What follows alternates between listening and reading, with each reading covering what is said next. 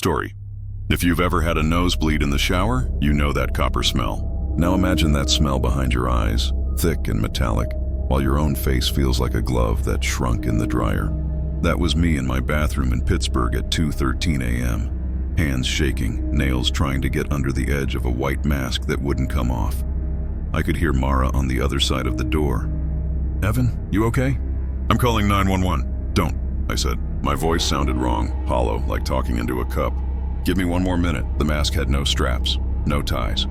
Just smooth porcelain, hairline crack over the right cheekbone, theatrical brows painted in a soft, permanent sympathy. It hugged me like warm wax. I pressed my fingertips under the edge near my jaw and felt something give. Not the mask, my skin. I counted down. 3, 2. The doorknob rattled. "Evan," Mara said, and I could hear her breathing. "Please." I took a breath and pulled. Something tore. The lights flickered. And for a second, I swear I heard applause. "My name is Evan Price. I do help desk support from a studio apartment in Dormont." That mask wasn't a prank. It wasn't a trick. It was $10 at an estate sale 2 blocks off West Liberty Avenue. The kind of Saturday where old women wrap glasses in newspaper and men in camo hats haggle over power tools. It sat alone on a card table under a handwritten sign. Props. The tag said Hollywood Theater, except the handwriting had faded so the Y looked like a V. It had that old attic smell, mothballs and something sweet, like cinnamon left in a cupboard for too long. The guy taking cash was in a Steelers hoodie. He shrugged. Belonged to some actor. "Guy's niece says it's older than her mom." I turned it over. Inside, the porcelain had a crackled glaze, spiderweb thin. Someone had written, "Break a leg" in fountain pen along the inner rim. I laughed, paid, and carried it home in a Whole Foods bag. The first time I put it on, it felt cold. The second time, less so. I told myself that's how porcelain is. It takes your temperature. It learns you. I wore it to a Halloween party in Lawrenceville. House smelled like pumpkin candles and spilled beer. People loved it. They touched the cheekbones and said it looked real. One guy in a suit and a plastic clown nose squinted at me and said, "You got it on with what, spirit gum?" I didn't. I laughed. Then around midnight, when the music dipped and the kitchen light made everything look too honest, I tried to lift it off to drink some water. It didn't move. I went to the bathroom. I locked the door.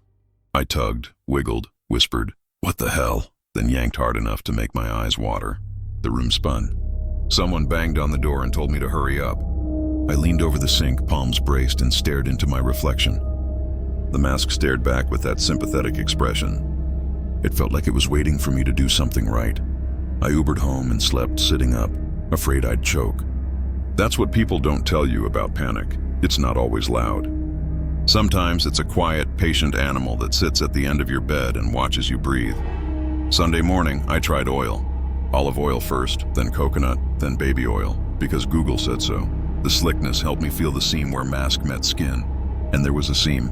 A soft border that wasn't glue, wasn't paint, wasn't anything I could name. More like the place your fingernail meets your fingertip. You can pull at it. But you know, Mara came over with acetone pads she used to get gel polish off. She dabbed along my jaw and we both held our breath. The acetone made my eyes burn. It made my voice go thready. It didn't do a thing to the mask. We went to UPMC Mercy. Triage asked what was wrong and I said, "A mask won't come off." And the nurse gave me the kind of smile adults give toddlers who say they swallowed the sun. After 2 hours of waiting, a resident in Navy scrubs tapped around my face with a pen light and said, "We can't risk anything caustic near your eyes, sir. The plastics consult is backed up. You might be looking at an outpatient visit tomorrow." I was left in a room with a poster about fall risks and a TV that played local weather on loop. The mask felt heavier then, like it knew hospitals were its home field. I left. Stupid, I know, but if you've ever sat in an ER long enough, you start to think about people who need help more than you. Gunshots, heart attacks. Mine was a joke. Mine was a stupid Halloween prop. Except that night when I yawned, the mask moved with me. The mouth opened. I hadn't noticed that before, how it flexed, how it matched my breathing, how every time I blinked it blinked too, porcelain lids soft as skin. By Tuesday, my voice had settled into a faint echo, like I lived in a tiled tunnel. Coffee tasted wrong, burnt. I tried a Primanti sandwich because honestly, nobody can be sad eating one. pastrami, slaw, fries, bread like a pillow. The mask's lips widened just enough to take a bite, chew, swallow, and it was like feeding a stranger who sat too close. I stopped opening my camera on Zoom calls. I told my boss I had a migraine and worked off chat. I wore a hoodie when I walked to Giant Eagle to buy soup and soft bread. People stared. Kids waved. An older man at the deli counter said, "The theater downtown should hire you." He winked, and the mask returned it. I didn't. The first night it spoke, it didn't speak in words. It gave me stage directions. In my head, soft, cheat to the light, hold for applause. Don't rush the turn. I didn't even know I knew those phrases. I lay on my back and stared at the ceiling and tried to imagine forests, oceans, anything but my own face. At 3 a.m., the building's fire alarm chirped twice. Testing, and in those two chirps, I saw myself standing in front of a velvet curtain with the kind of confidence you only have when you aren't yourself. The audience was a sea of black. Warmth rolled from them like a furnace. When I woke, my sheets smelled like smoke. My fingertips were black with some fine soot-like dust that wasn't there before. I stopped pretending this was medical. I went to the Carnegie Library in Oakland and sat in the microfilm section like an 80-year-old detective. The girl at the help desk didn't blink at the mask. It was almost worse that she didn't. She showed me how to thread the machine and walked away. Hollywood Theater, Dormont, 1973. Fire in the flyloft. Curtain burned in a blue roar, they said, as if fire could have color other than orange. Actor injured. Name, Victor LaSalle. A photo. A handsome man with stage makeup shaped his face into something elegant and strange. He wore a mask in the picture, but not mine. Mine looked cleaner, newer. I kept scrolling. An article from '79 mentioned a small blaze during a benefit performance. A man with a blank mask carried an elderly woman out before the fire spread. He disappeared before firefighters arrived.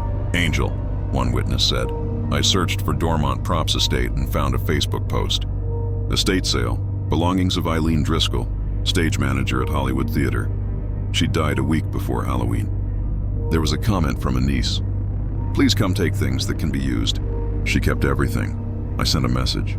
I said I was sorry for her loss. I asked if Eileen ever mentioned a mask that wouldn't come off. She replied, "That wasn't a prop, that was Victor's. Aunt Eileen said it found him. Said he made a bargain when the curtain fell. Said it saved him and ruined him." I asked if I could call. There was a long typing bubble. Then a number Eileen's niece lived in Baldwin, in a ranch house with a chain-link fence and a ceramic frog with a chipped lip by the stoop. She opened the door and blinked hard when she saw me. She didn't invite me in. She stepped out and shut the door behind her like I was a wildlife risk. "You need to get rid of that," she said. "No, hello, I've tried. It won't leave unless it knows where it's going," she said. That's what Aunt Eileen said. Victor begged her to take it after the fire. Said it wasn't stuck the way people think stuck is. Said it was a rehearsal, Evan. It rehearses you until you hit your marks. Until you take the cues. Then it opens. It's compassionate. She looked away when she said that word. It keeps you alive. Makes you useful. That's the trick. How do I started. "I don't know," she said. Eileen always said, it likes consent. It needs you to want out, and it needs the next person to want in. Otherwise, it just keeps learning you. I told her about the smell of smoke. I told her about the applause. She made a sound like a laugh and a sob had a baby. It loves a crowd, she said. Even a small one. On the sidewalk, she took my hand. Her palm was cool. If it makes you be brave, she whispered. It's hard to remember that it isn't you.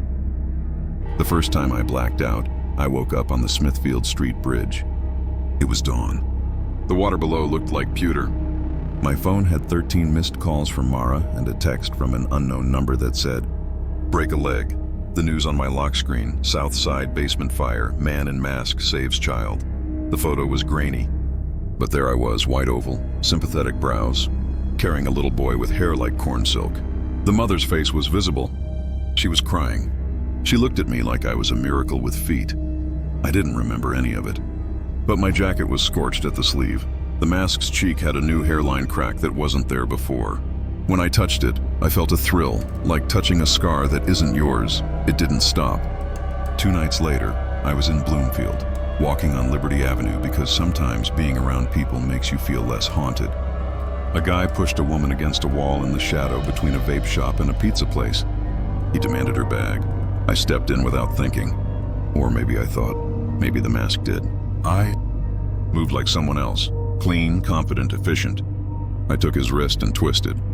He screamed. I didn't. I heard the cue in my head. Don't rush the turn. Hold for applause. Nobody clapped. The woman ran. The guy ran. I stood there and shook like I'd drunk a gallon of espresso. Then I went home and lay on my carpet and breathed until my ribs hurt. I'd never been brave.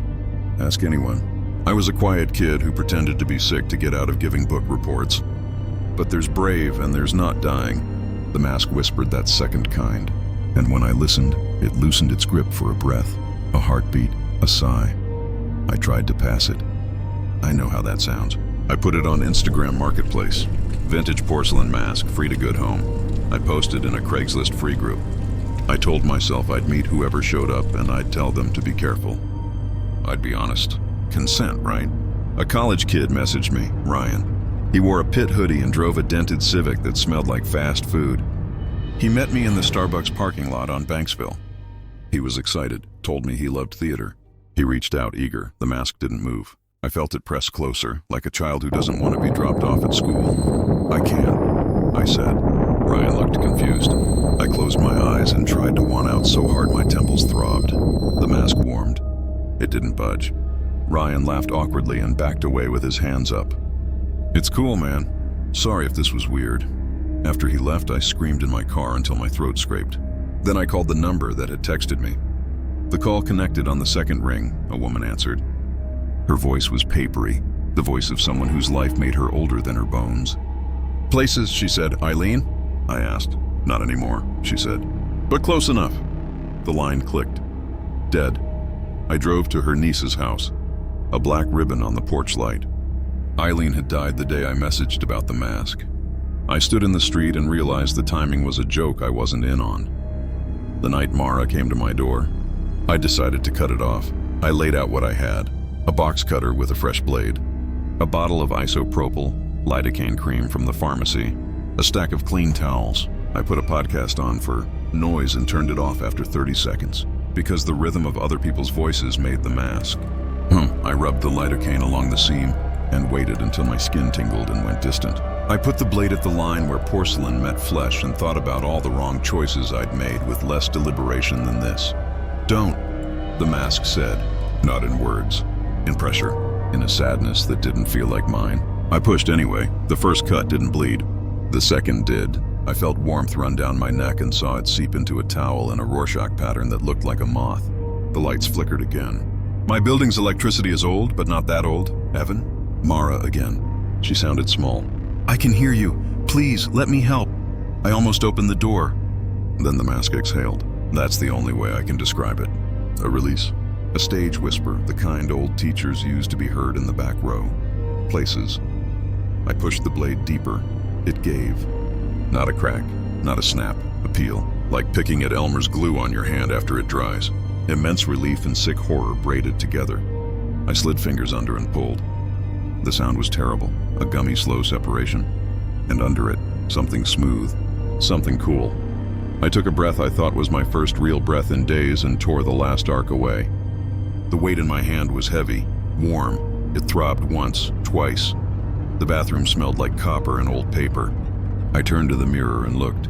I saw the mask, not the one in my hand. The one in the glass, the sympathetic brows, the pale, perfect cheek with a new hairline crack. It blinked. I blinked. It moved its mouth and said in my voice, "It's okay." I looked down at what I held. It wasn't porcelain. It was soft. It was slick. It had my stubble. It had my lips. It had my nose with the little bump where my brother elbowed me in 8th grade. And it was looking back at me. Eyes wide, my eyes. It mouthed, "Please." I dropped it. It hit the tile with a sound like a wet book. It didn't break. It rolled to the baseboard and lay there, still breathing. Mara's keys rattled in the lock. She for sure had called a cop or two. That's her way. Be practical, be relentless. The mask on my face smiled the sympathetic smile. It felt easy now. It felt right. Like the first time you wear shoes that fit after years of blisters. The thing on the floor looked so naked. So raw, I wanted to cover it with a towel. I wanted to kick it away. I wanted to put it back on. Applause rose in my ears. Not a roar, not stadium loud. more like the polite, warm sound of a local theater after a show that surprised them. Something moved at the edge of my vision. The bathroom light made a halo on the tile. I heard the whisper again. "Hold for applause." The door opened. Mara stepped in with Officer Dwyer from down the hall, who always smells like wintergreen gum. They took one look at me, at the floor, and forgot how to breathe. "Evan," Mara said. She was crying, but her voice was level. "We're gonna get you help." I nodded. The mask nodded, effortlessly kind. My hands did not shake. My heart did not race. I felt strong and calm and capable of anything. Useful. Officer Dwyer's hand hovered near his holster. "What is that?" he asked. He looked at the thing on the floor, then at me. I could see in his eyes that he was trying to decide who the face belonged to. Me, the floor. Me, the floor. "It's just a mask," I said. And the mirror agreed. Part 11. I don't remember exactly what happened next because it slides in my head. Like scenes shuffled in a deck. Hospital. Questions. Blood pressure cuff squeezing my arm. The sympathetic smile making nurses soften. A plastic surgeon with kind eyes saying words like grafts and trauma, and it'll be okay. It'll be okay. It'll be, then black.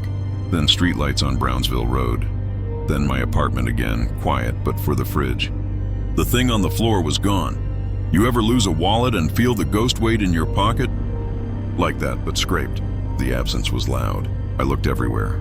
Closets, cabinets, behind the toilet. Under the sink, nothing. My phone buzzed. Unknown number.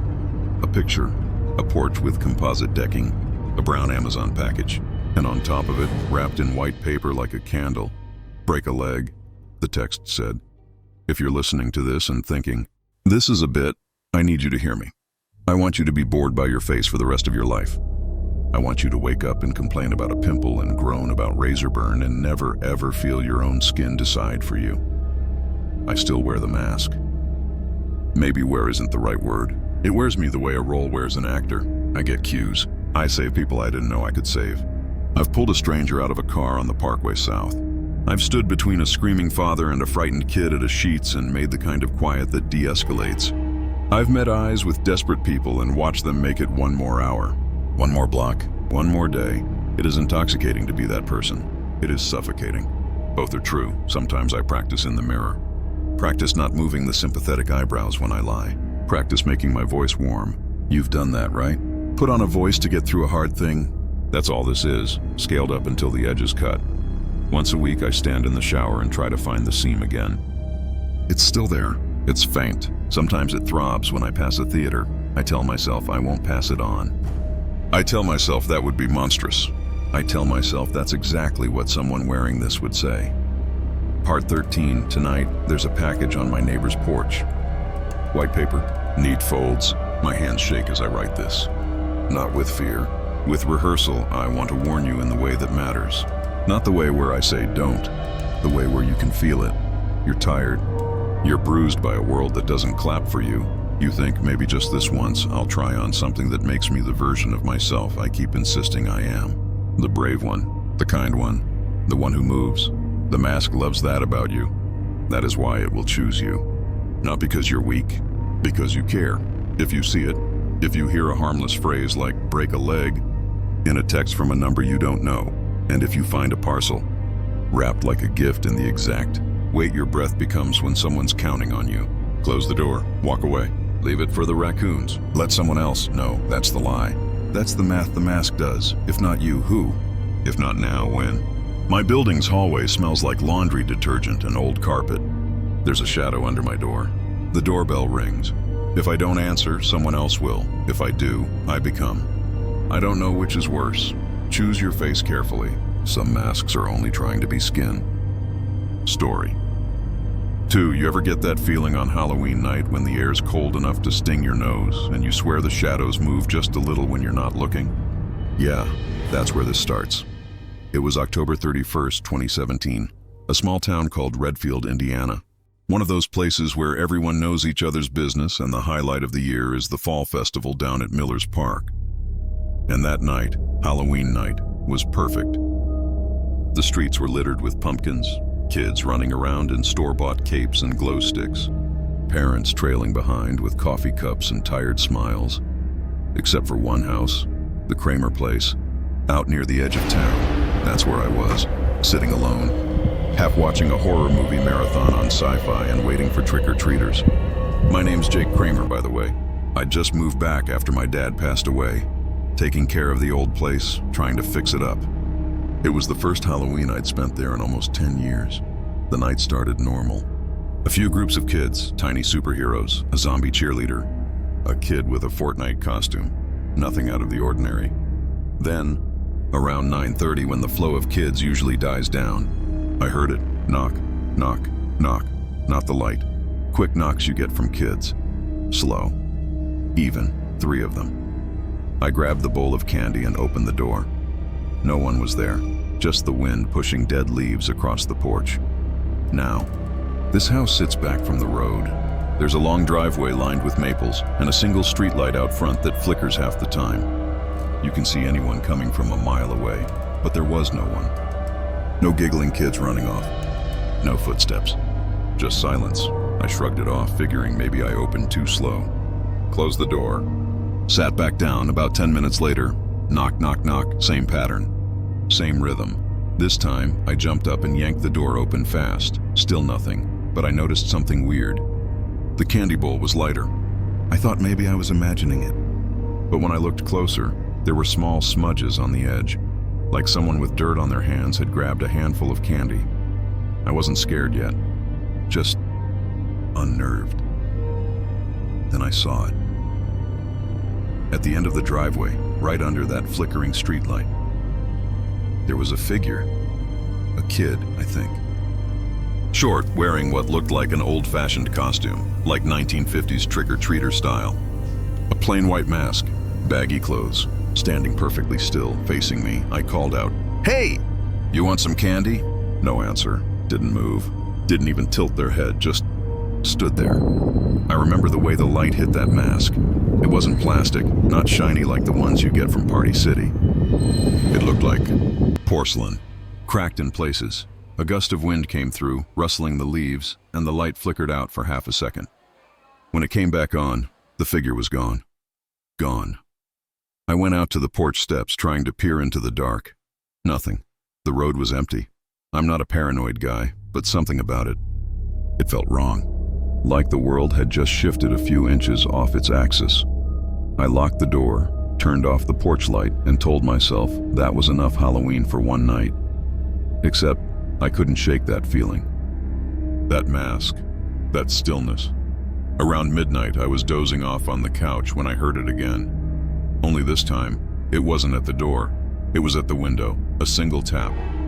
Then another. Then, scratch, scratch, scratch. I froze. I turned the TV volume down. The sound stopped. I waited, counted in my head. 5 seconds. 10. Then I heard breathing. I swear to God. I heard breathing right outside the glass. When I finally got the nerve to pull the curtain back, nothing, just my reflection staring back at me. But there were faint smudges on the glass, like someone had pressed their nose and hands against it. I didn't sleep that night. The next morning, I checked the porch. The candy bowl was empty, and there were small footprints in the frost, bare feet, tiny, leading down the steps. I called the sheriff, told him someone was messing around, maybe some local kids pulling a prank. He came by, looked around, said the prints were too small for any kids he knew around here, told me to keep my doors locked, and that was it. For a few nights, everything went back to normal. Until November 4th. That's when I got the letter. No return address, just my name written in neat handwriting. Inside was a single piece of paper folded once. On it, in shaky pencil, it said, "Thank you for the candy. I'll come inside next time. No signature. I swear my blood went cold." I called the sheriff again. He said it was probably a prank, told me not to worry. But I knew it wasn't. The handwriting looked wrong. Like a child's, but uneven, unsure. Like they'd forgotten how letters worked halfway through. That night, I stayed up with the lights on. Didn't matter.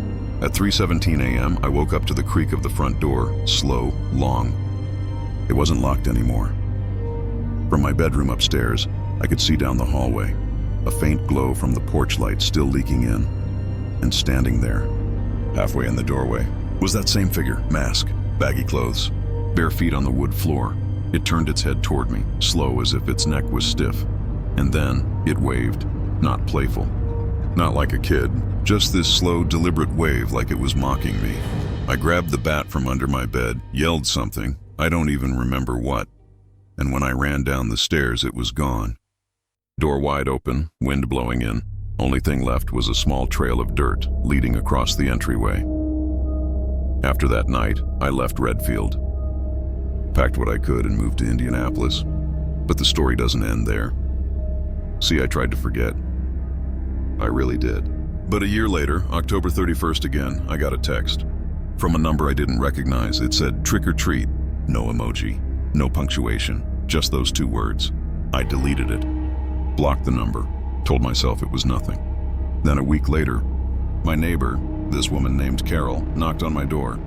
Pale as a sheet, she said her 6-year-old son, Danny, had been having nightmares. He told her about the candy man who stood outside their window at night wearing a white mask. I swear I didn't want to believe it. But when she showed me the drawing he made, it was the same mask, cracked porcelain. I tried to explain, tried to tell her about what happened in Redfield, but halfway through I stopped. Because I realized something. The Kramer house, my old house, it had been torn down, completely demolished 6 months earlier. No one should have been able to find me here. So how did it follow me? I started researching. Spent nights online digging through old Redfield records, forums, ghost stories, anything. And that's when I found it. A news clipping from 1958. Headline, "Boy vanishes on Halloween night." His name was Thomas Reed, 8 years old. Went trick-or-treating, never came home.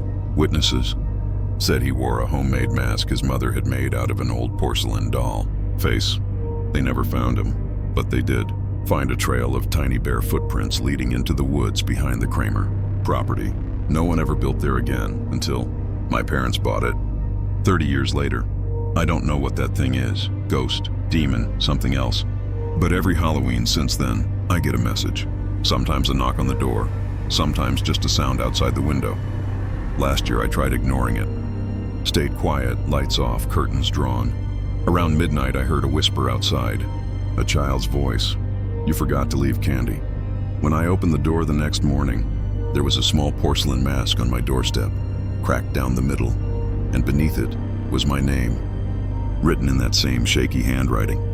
People ask me why I never leave candy out anymore, why my porch light's always off on Halloween, and I tell them, because once you give something like that your attention, once you invite it, it doesn't stop knocking. The funny thing is, I'm not even in Indiana anymore. I moved again. New house, new town. I didn't even tell my friends where I went. But just before I started recording this, I heard it. 3 slow knocks on my front door. Knock, knock, knock. And when I looked out through the peephole, there was no one there, just a small paper bag on the welcome mat. I can see something inside, but I haven't opened it yet. Maybe it's just candy. Maybe it's not, but if you're hearing this, and someone knocks 3 times on Halloween night, don't open the door, because once you do, they'll know where to find you next year. Stewie. 3, if my voice cuts out, if you hear the little crackle like a match head, that's not your phone. That's the house. It's past midnight and every light in this place is on. Kitchen, hall. The stupid wagon wheel chandelier I bought at Lowe's because I thought rustic would make it feel like home. And the hallway at the top of the stairs is still dark. It stays dark no matter what I do. Right now, the door at the end of that hallway sounds like it's breathing. I'm on Ash Hollow Road, just outside Harrisonburg, Virginia, off Route 42, where the cornfields run up against the Blue Ridge like they're too polite to touch. If you passed through on I-81 and grabbed a coffee at Sheetz, you probably drove right by the turn. My name is Aaron McKay. I paid $169,900 for this house because everybody told me buying was better than renting and interest rates weren't going to drop. My mom said, "You'll build equity, honey." My realtor said, "It's a cosmetic fixer." The inspector said, "Old bones, but solid." The first night I slept here, the smoke alarms chirped in unison at exactly 3:18 a.m. Not a test, not a low battery chirp. A single polite chirp like a throat clearing. Now if I stop talking, the house chirps back. So I'm going to keep talking. You ever get excited over a cheap listing on Zillow and send it to 5 group chats like it's a puppy that followed you home? That was me. 2 bed, 1 bath, almost half an acre, no HOA, close to town. Cheryl, my realtor from Valley Vista Realty, said, holding her tablet like a tray. It's been sitting because the sellers didn't stage, and frankly, that red porch paint photographs. Loud. The porch was loud. Fire engine red like a dare. The ash trees out front were dead. Little gray skeletons thanks to that beetle everyone's been talking about on the local news. The mailbox leaned like it had somewhere more interesting to be. But the sky was bright, the air smelled like cut hay, and when we walked inside, the house felt cool. Not cold. Just cool. Like standing near a creek. It was dated. Peeling floral wallpaper. Carpet the color of old oatmeal. A kitchen that wanted to be cute but settled for linoleum, and a stove with a clock that blinked 12 SIR like it had a stutter. The seller's disclosure mentions a minor kitchen fire 10 years back, Cheryl said. Grease pan, no structural damage. They replaced the cabinets. She tapped a white door. Soft close. I signed the papers at a title company in a strip mall between a nail place and a vape shop. It felt very American to promise 30 years of my life while a TV in the lobby played a commercial for Bojangles. Move-in day was a Saturday. My brother Ben drove up from Roanoke with his Tacoma. We grabbed a Waffle House at the exit, where the waitress called us baby, and I used that sugar and butter breakfast to power through the IKEA boxes. We laughed at the porch paint. We joked about hosting a July 4th cookout and telling people the porch red was patriotic. By night, Ben had gone home and I was alone with cardboard and the fridge humming like it had secrets. The house smelled faintly like a wood stove, which was odd because there isn't one. I cracked a beer, propped my feet on a box labeled books, and texted my mom a picture of the sunset through the kitchen window. Proud of you, she wrote. Don't sleep with your phone on your bed. Fire hazard. At 3:18 a.m., the smoke alarms chirped together once. I sat up, heart thudding. Another chirp. And then quiet. I stood on a chair and twisted one down. The back-rid 10-year battery, installed 2016. Not dead. Not chirping for no reason.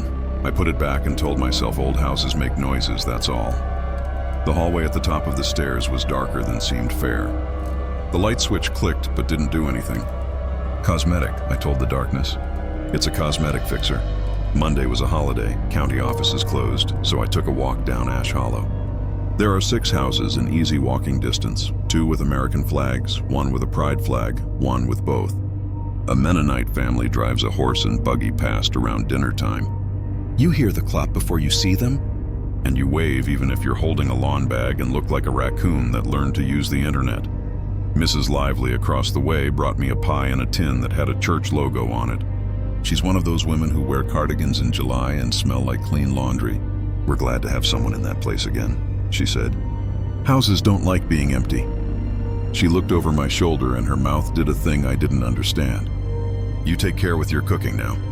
I will, I said, though I mostly DoorDash. That afternoon, I found mail in the hall closet. Not in the mailbox. Inside the hall closet, in a neat stack on the top shelf like someone put it there on purpose. Catalogs, a postcard from Myrtle Beach, an electric bill for a name I didn't recognize, V. Henley, and a final notice from 10 years back with a water droplet logo that said, "Past due." The paper had a gray smudge on the corner.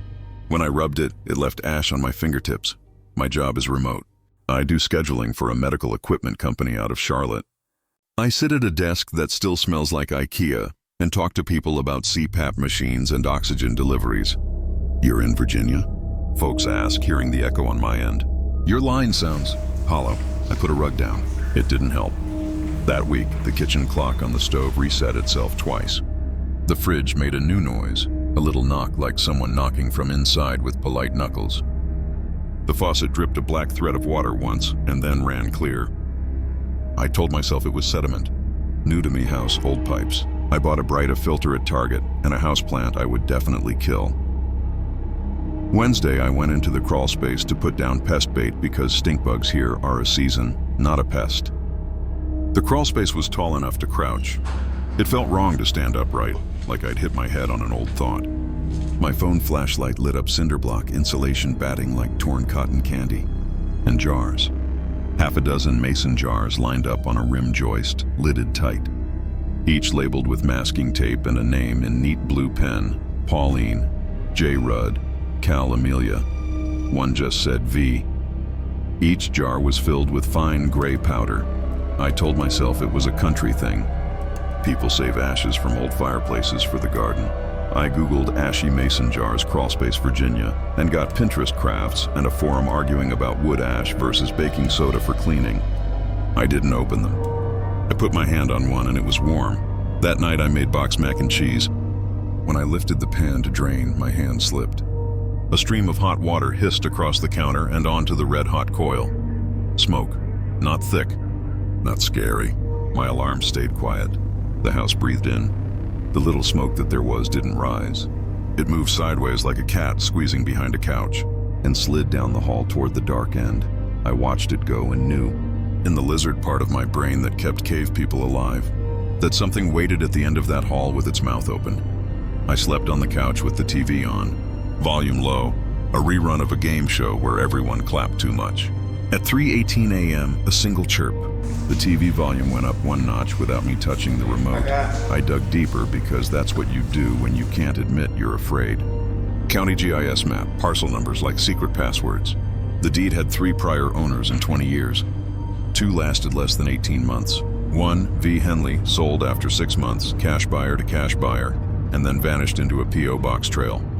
I tried the Rockingham County Recorder's office, and the clerk with a UVA lanyard said, "You can submit a FOIA request." "Ma'am," like I'd asked to see the nuclear launch codes. I posted a picture of the porch on Nextdoor and got 16 comments in an hour. "Welcome to the neighborhood. Love that weirdo house." One person, user named Cal1979, wrote, "Put a bowl of water on the stove when you cook.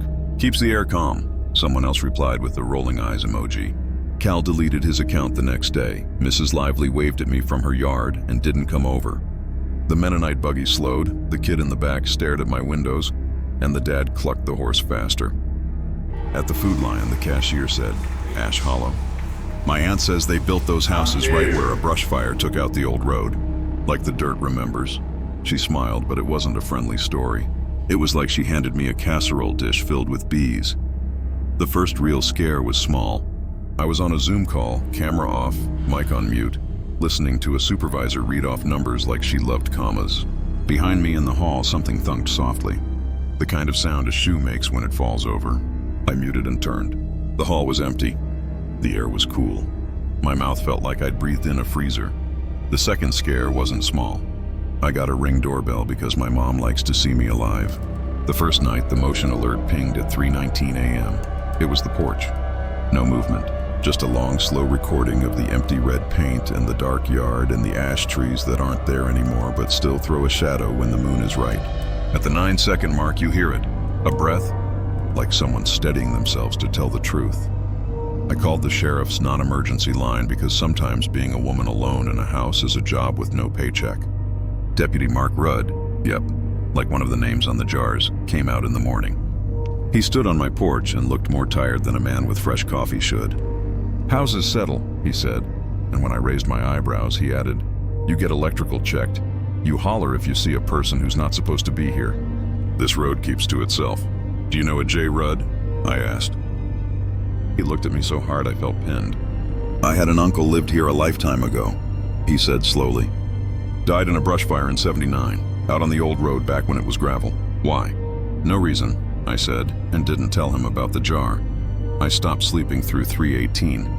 The house felt awake by 3:12 and watchful by 3:15, like a dog that knows the mail truck comes at the same time every day and just wants to see it. I started leaving a bowl of water on the back burner like Cal 1979 said. It did nothing except make the room smell like steam. One night, the smoke alarms chirped their little throat clear, and then, from the hall, a puff of ash drifted down like gray snow. It came from the seam where the ceiling meets the wall and hung there, weightless, not falling, just thinking about falling. I reached up the way you do with dandelion fluff, and it slid away from my fingers. It wasn't gravity-bound. It was a choice. I pulled the attic access string in the hall. It resisted like a stubborn tooth and then came down. The ladder unfolded with a wooden groan. A draft slipped over me, cool and dry and sweet like old cedar chests. I climbed. The attic was a low triangle with boards laid across rafters and a single bulb on a chain that rang like a spoon on a jar when I touched it. The floor had drifts of ash in the corners. Footprints crossed and recrossed in a powder I didn't put there. Bare feet. Small.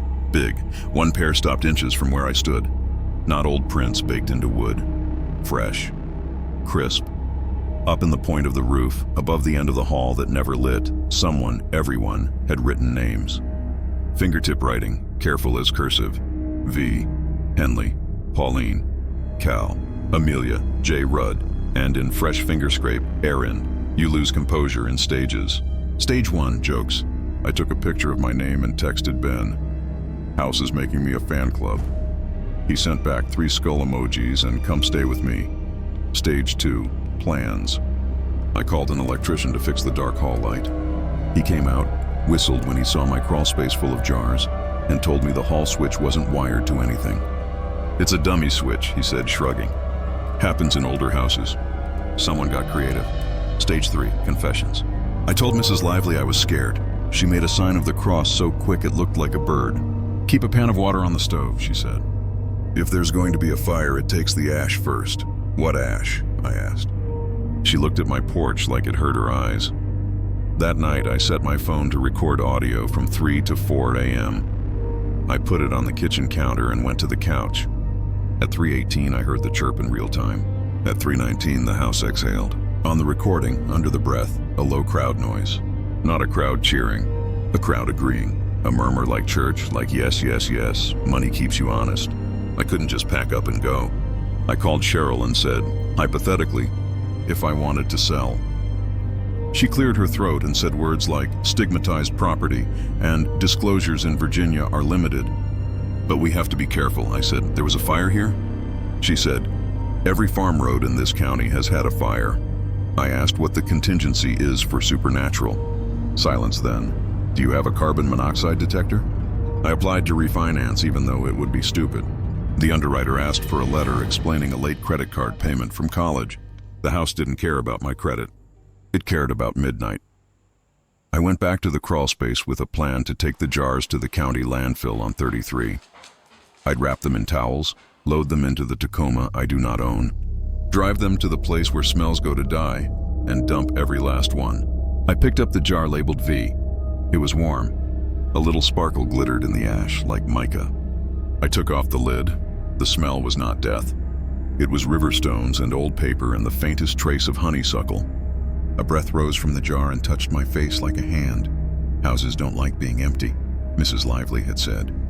And I understood she hadn't been talking about people. I thought, what if it isn't trapped? What if it's hungry? What if the bowl of water on the stove is a joke we tell ourselves so we feel like we're doing something when we're already the thing being cooked? That night I invited 3 people over. I didn't say the word housewarming because I'm not that stupid, but I made chili and cornbread and iced tea and put on a playlist of songs I won't name because I'm not paying licensing. My friend Avery from JMU drove over in her Subaru. A coworker, Jake, stopped by with a 6-pack. Mrs. Lively brought potato salad and a prayer tucked into her sleeve. It was normal. It was so normal we all relaxed. We talked about a Tractor Supply opening. Jake said his landlord raised rent and he was thinking of buying outside Staunton. Avery asked which hiking trails were less ticky. We ate and laughed and nobody mentioned the house, and at 9:40 p.m. I smelled wood smoke where there was none.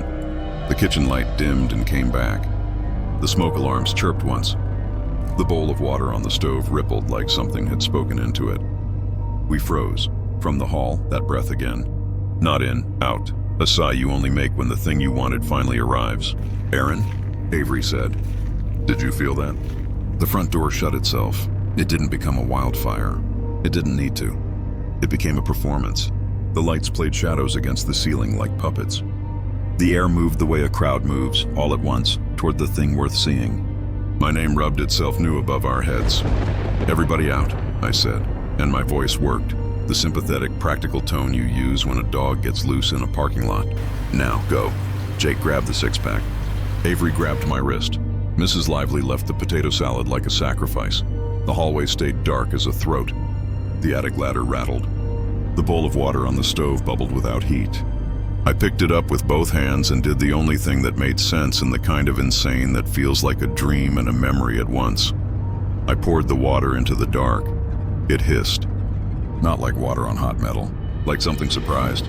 The house inhaled, a sudden cold suck that made the hairs on my arms hurt, and the smoke alarm screamed in a long, solid note until I ripped one down, and it kept screaming in my hand without a battery. We ran. We didn't stop until we hit the gravel at the end of the drive. The air outside was the sweetest thing I have ever tasted. The porch glowed like it had banked coals under the red paint.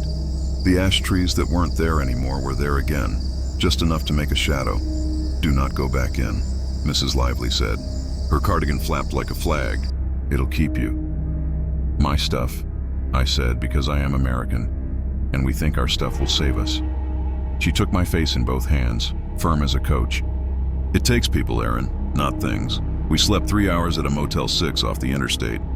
Avery's car smelled like French fries and fear. My phone buzzed. A notification from the Ring, motion at front door. I swiped with a finger that wasn't steady. The porch, empty. The dark, patient. At 9 seconds, the breath. At 10, a second breath overlaid with voices. Not words, agreement. I deleted the app. It didn't matter. In the morning, I went back with Deputy Rudd. He stood in my kitchen and nodded like you do at a grave you don't visit enough. "No open flame," he said, tapping the stove. "No heat damage I can see." "You burn a candle." "No, I didn't say that the house is a candle." He walked down the hall. The end room was bright as summer, like the night never happened. He looked up at the attic access and didn't pull the string. "You could list it," he said finally, not looking at me. "Disclosure says there was a kitchen fire." "That part's true. Would you buy it?"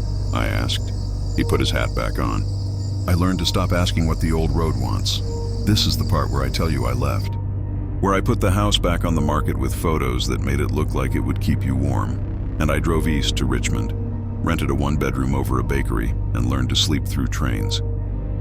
I want that sentence to be true so badly my jaw aches. Here's what's true. I sleep with a go bag by the door. I keep a bowl of water on the back burner like a fool and a prayer. I labeled the jars in the crawl space that weren't labeled, because it felt worse not to. One says Avery now, one says Jake. I didn't put the ash in. I just wrote the names the way the powder wanted me to write them. And I hate that I know what that desire feels like. V. Henley stays warm. J. Rudd hums when it rains. At 3:18 a.m., the smoke alarms clear their throats. If I sit up, the house pauses like I raised a hand in class. If I speak, it listens. It's polite that way. The moral, if you want one, is not don't buy an old house or get your wiring checked. It's this: a house can love you. Not the way a dog loves you. Not even the way a town loves you with casseroles and judgment. It can love you like a mouth loves bread, like a fire loves air. It can make you feel useful.